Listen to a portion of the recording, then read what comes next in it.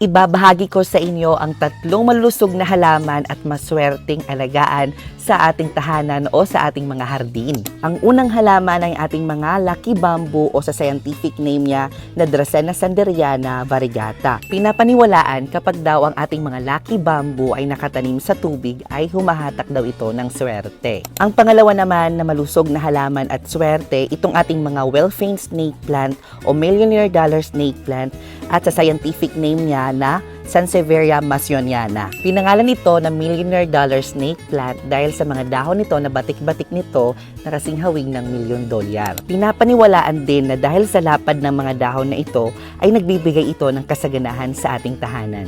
Ang pangatlo naman na malusog na halaman para sa ating mga tahanan o maging sa ating garden ay ang ating tinatawag na spider plant o sa scientific name niya na Chlorophytum comosum. Ito ay malusog na halaman at swerte na din sa ating tahanan, and according to NASA ay nasa top list ito ng air purifying plant sa ating tahanan. Ang swerte at kasaganahan ay nakadepende yan sa tao, ngunit ang ating mga halaman ay may buhay na nagbibigay ng kasiyahan sa atin because more plant, less stress.